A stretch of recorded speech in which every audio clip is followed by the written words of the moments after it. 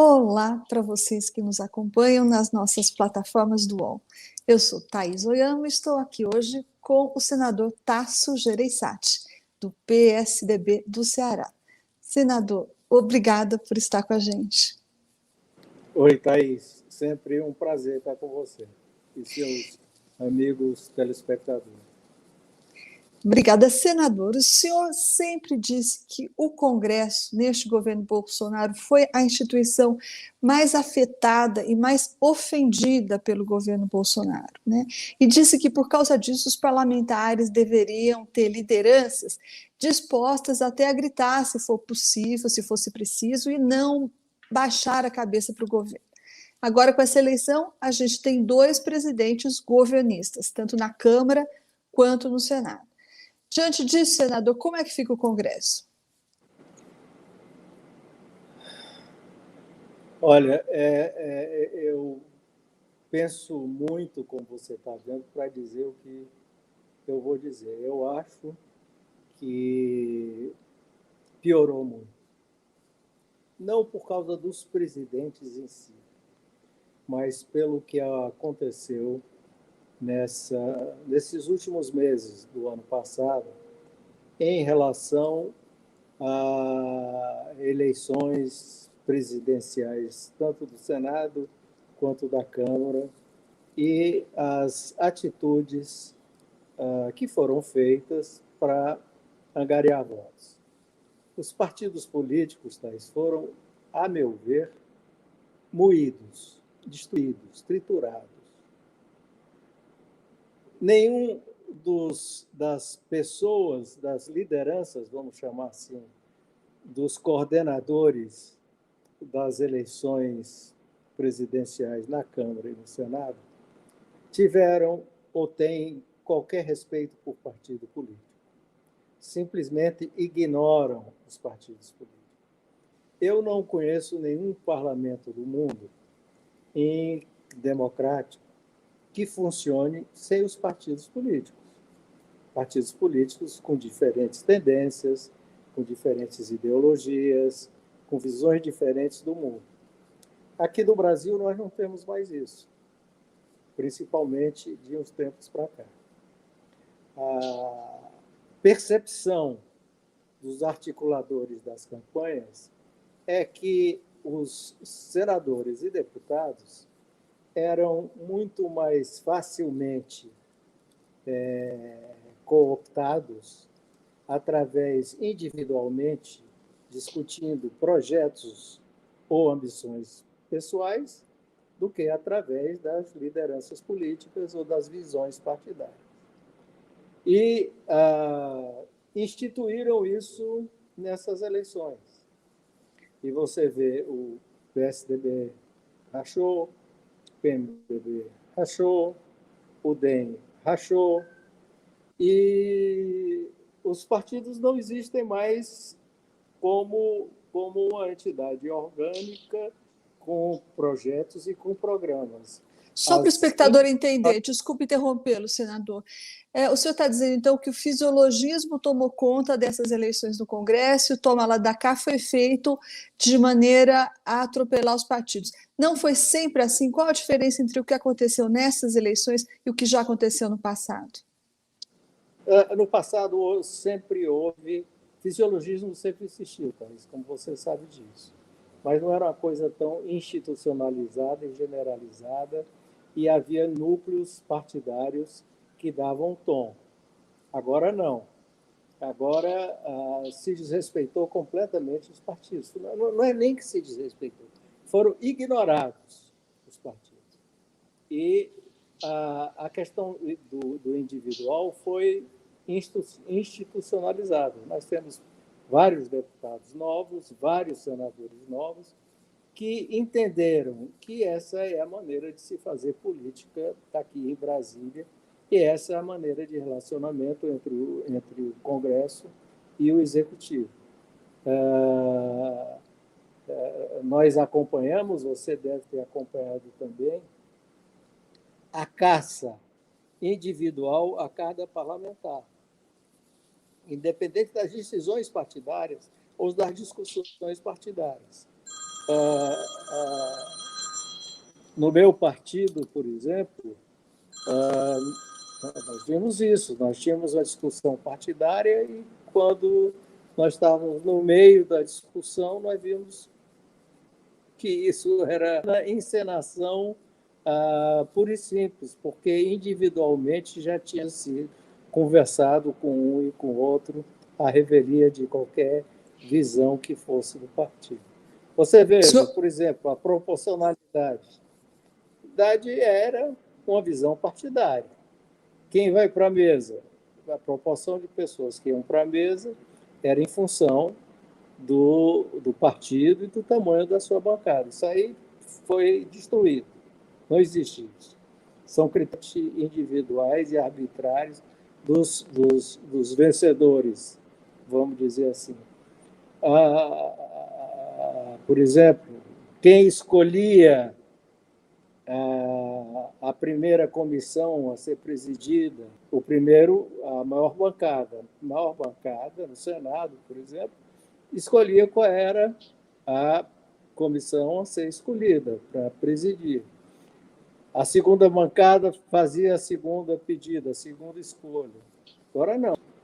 Você vê, por exemplo, como exemplo claro disso, e sem nenhuma crítica pessoal, pelo contrário, eu respeito, no caso do Senado, o presidente Rodrigo, no partido com a bancada relativamente média para pequena, tendo a presidência e a primeira escolha, que é a CCJ. Na Câmara eu estou vendo coisa parecida. A CCJ sempre foi da primeira ou da segunda bancada, mas pelo visto não é o que vai acontecer. Então, o que o senhor está dizendo, senador, só para a gente recolher aqui, o que o senhor está dizendo é que, desta vez, a negociação, o fisiologismo, o toma lá da cá, foi feito individualmente, um corpo a corpo com os parlamentares e passando por cima dos partidos. É isso. Qual a consequência desse novo, digamos, método que o governo usou? Qual a consequência para a instituição, para o Congresso e para os partidos que foram ignorados? Destruição dos partidos. O parlamento não funciona, nenhum parlamento do mundo funciona sem partidos, sem alianças realmente programáticas, e levar a um salve-se quem puder nas próximas votações, em função de compromissos assumidos e não em função de qualquer visão mais ampla, mais abrangente das necessidades, segundo a visão de mundo de cada partido. O seu próprio partido ficou rachado, né, senador? O senhor, pessoalmente, apoiou a candidatura da senadora Simone Tebet, mas outros 4 senadores da bancada do PSDB no Senado ficaram com o governo. Eu sei que o senhor não quer comentar caso a caso, mas nesse caso também houve negociação, um corpo a corpo, que esse foi o motivo do racha do PSDB? Eu não vou comentar exatamente, especificamente do PSDB, mas com certeza, discutindo no país, paralelamente houve uma discussão com o presidente do Senado e com membros do governo, que boa parte da bancada não estava acompanhando e não estava sabendo. Quando o senhor fala o resultado disso é destruição dos partidos, como é que a gente pode projetar esse resultado de destruição dos partidos? Quais serão as consequências desse fenômeno de agora em diante, na prática, senador? Bom, na prática é isso que eu lhe disse, não é o individualismo e a relação individual com os poderes e prevalecendo sobre as relações políticas. Eu acho que alguns temas que aqueles partidos que, afinal, se juntaram, que aqueles parlamentares se juntaram em determinado partido por alguma ideia, então alguns temas ainda vão prevalecer. Mas no região em que o individualismo vai prevalecer. Em termos práticos ainda, senadores também criam um problema para o próprio governo, para os articuladores do governo. O senhor não acha? Porque de agora em diante, em vez de negociar com partidos, eles vão ter que continuar negociando individualmente, homem a homem, o governo em relação aos parlamentares? Isso sempre aconteceu, mas em menor escala com fisiologismo. O fisiologismo é insaciável. Você conhece isso, é insaciável. O governo vai ter que conviver com essa gula do fisiologismo. Senador, o governador João Dória ele acabou de confirmar que convidou o ex-presidente da Câmara, o Rodrigo Maia, para entrar no seu partido, o PSDB. O senhor acha que isso é melhor para o ex-presidente Rodrigo Maia ou é melhor para o PSDB, o seu partido? Bom, o presidente Rodrigo Maia é um quadro, sem dúvida nenhuma, é um quadro da vida política brasileira. Teve um papo presidente da Câmara e é sempre importante poder tê-lo em qualquer partido, principalmente quando se tem uma identidade ideológica, programática, principalmente na área como existe entre nós e, pelo menos, o que o Rodrigo Maia pregou durante a sua e até praticou durante a sua presidência. Portanto, é sempre qualquer partido, acho que gostaria de ter o Rodrigo Maia. Senador, antes da eleição para as presidências da Câmara e do Senado, o seu partido, o DEM, o Luciano Huck e até o ex-ministro Sérgio Moro estavam numa discussão para a formação de uma frente ampla que pudesse fazer frente à provável tentativa de reeleição do Jair Bolsonaro em 2022. Aí teve essa dissidência, o DEM se aproximou muito do governo e a parte do ACM Neto, presidente da sigla, ficou com o governo Bolsonaro. O senhor acha que sobrou alguma coisa de pé dessa ideia da formação da frente ampla depois dessa aproximação do DEM com o governo Bolsonaro? Eu acho que você usou uma boa expressão. Alguma coisa sobrou, mas não tudo, alguma coisa. Tudo bem, por exemplo,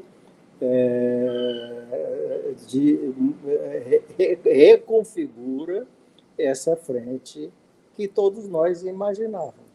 Uma frente democrática, com a visão de centro não fisiológica, de centro um pouco à direita, de centro um pouco à esquerda, ao redor da defesa da democracia e de valores que nós temos que preservar. Evidentemente, com essa posição, eu não sei realmente, eu não sei para onde o DEM vai.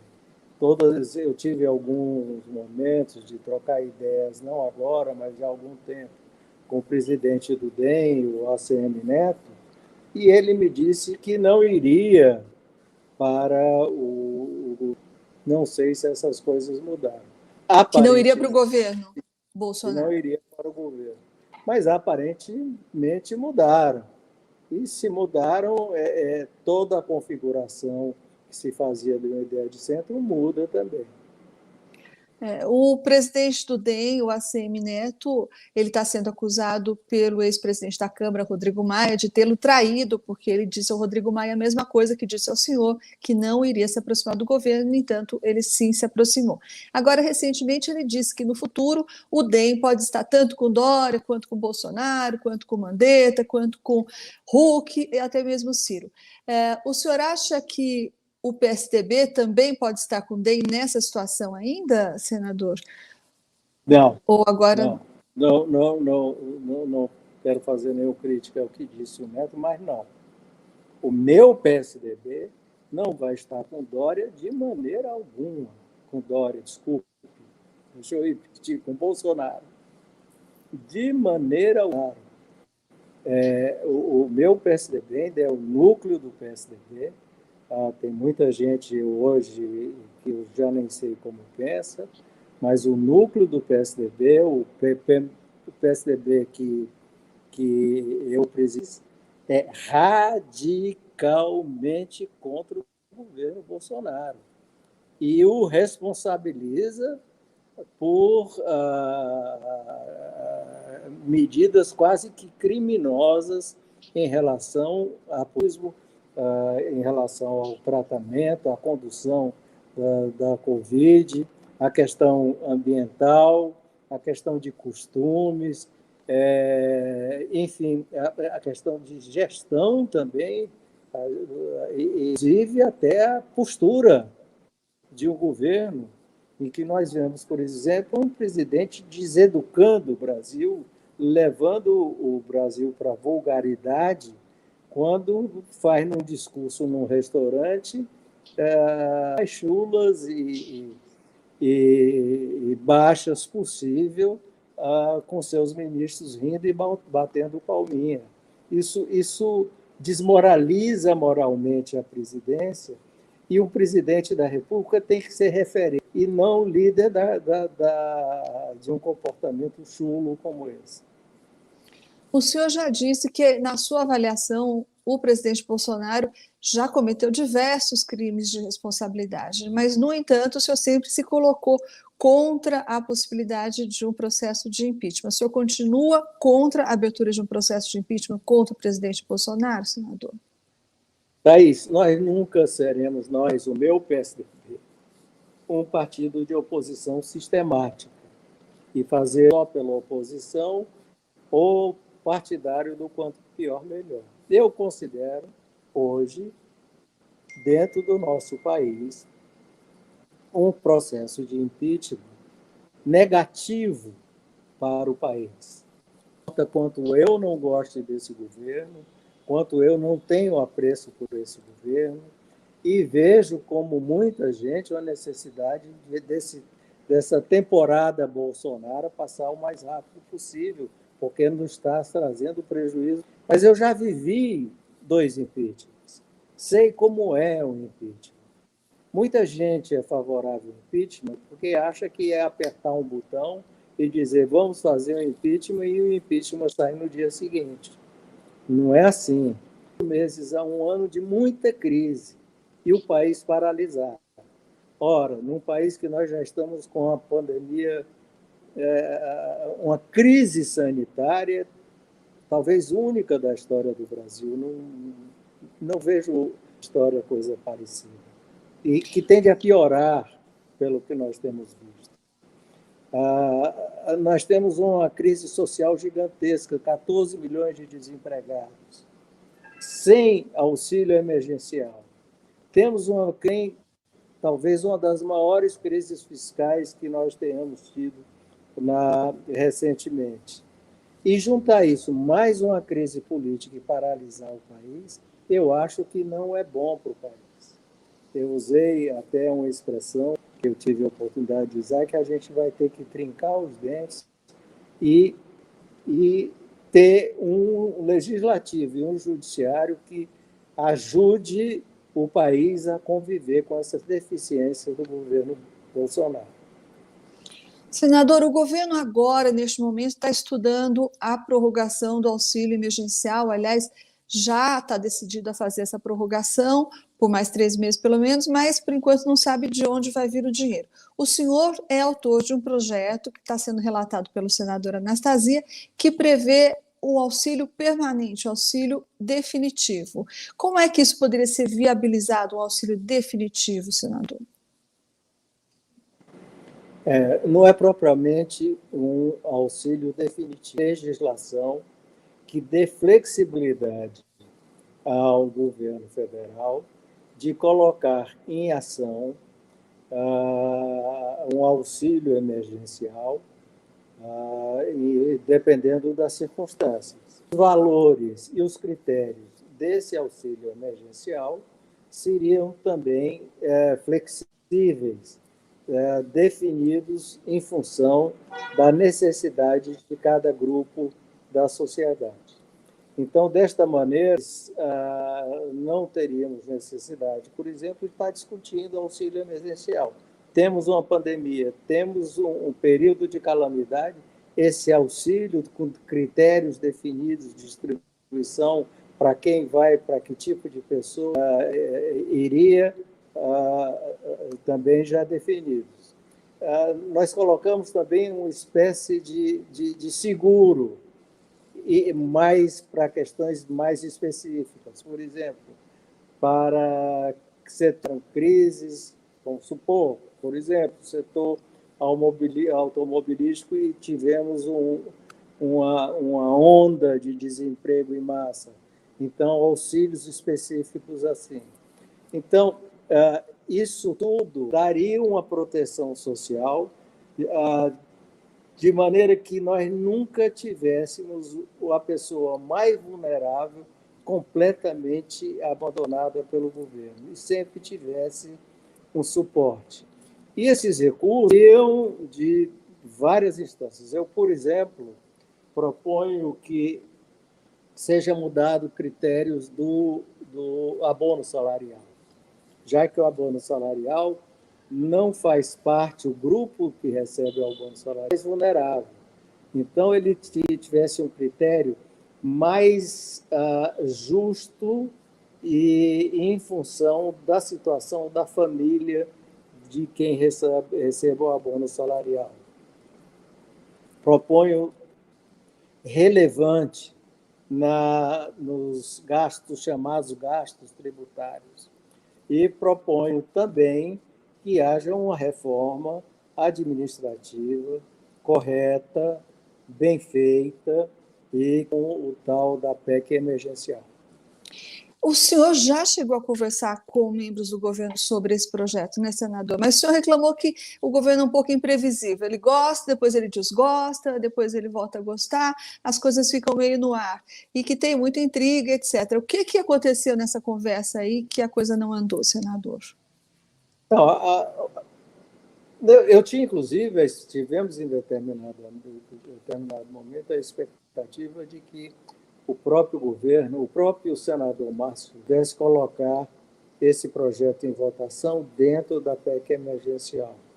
Mas o governo, por alguma razão, não aceitou. Posteriormente, eu conversei com o líder do governo, Fernando Bezerra, aceitou por uma série de coisas, porque haviam umas discordâncias dentro do governo e que colocaria em votação agora em fevereiro. Com certeza levaria. E conversei também no telefone, por telefone, comigo, que não tinha entendido o projeto direito. Em primeiro momento, eu vi que me deu a impressão que alguém tinha dado uma interpretação diferente para ele do nosso projeto. Uma explicação para ele disse que daí gostou muito do projeto.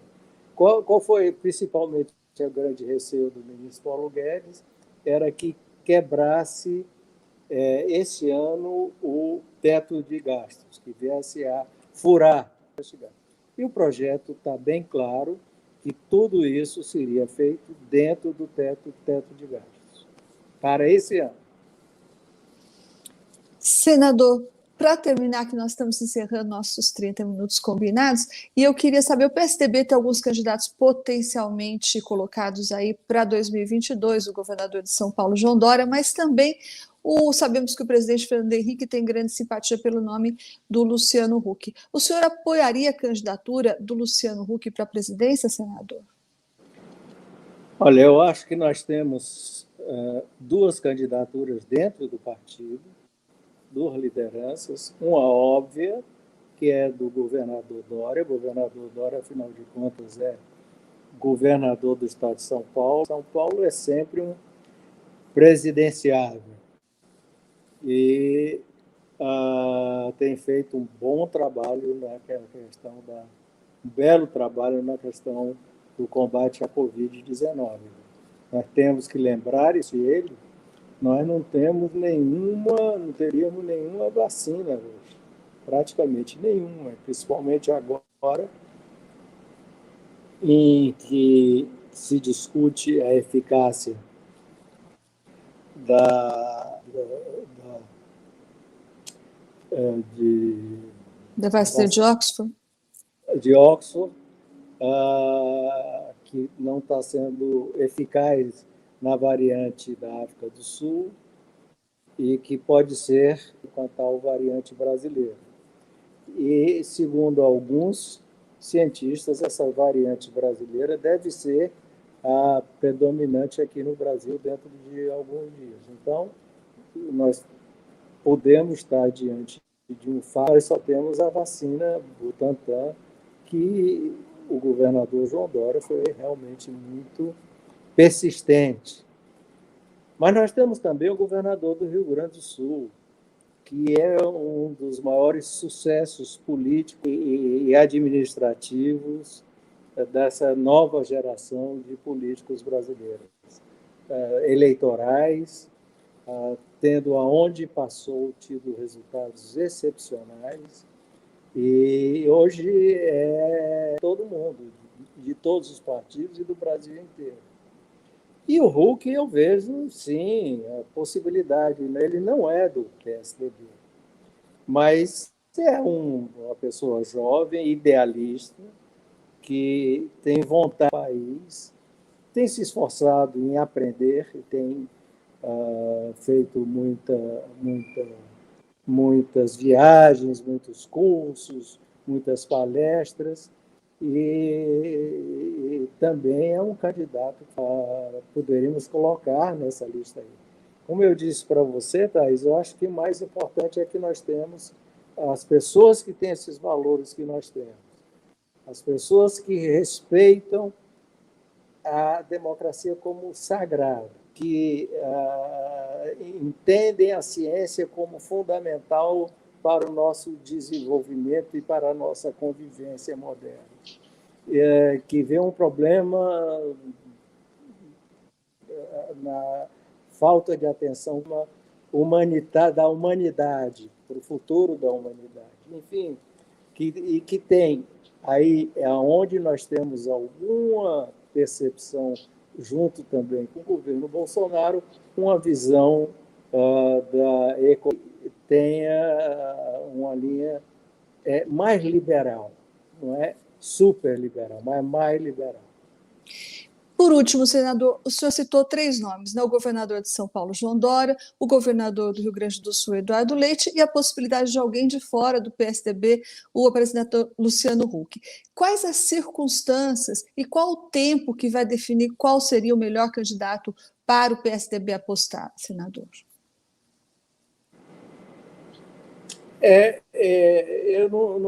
Eu acho que nós temos muita coisa para acontecer daqui para o fim do ano, viu, Thaís? Eu já vi as coisas mudarem assim em menos tempo do que daqui para o fim do ano. Então, daqui para o primeiro vem, muita água vai rolar debaixo da ponte. E vai ter um momento que nós vamos ter que, não diria apostar, mas investir politicamente num desses 3. O que vai definir esse momento, senador? Vai definir a situação da economia brasileira, a situação do governo Bolsonaro, a situação social do Brasil e a percepção pública sobre que tipo de liderança o Brasil vai querer, focando hoje. Eu também não estou limitando esses 3 nomes. Eu estou colocando como os 3 nomes hoje que eu vejo e que percebo, não ação. Pode ser que apareça aí, de repente, um estranho. Um estranho não, um quarto. Certo, senador. Senador Tasso Gereissati, do PSDB, muito obrigada pela entrevista. A gente fica por aqui e até a próxima, senador. Tchau para todo mundo que nos acompanhou. A nossa live termina aqui. Tchau, Thaís. Obrigado.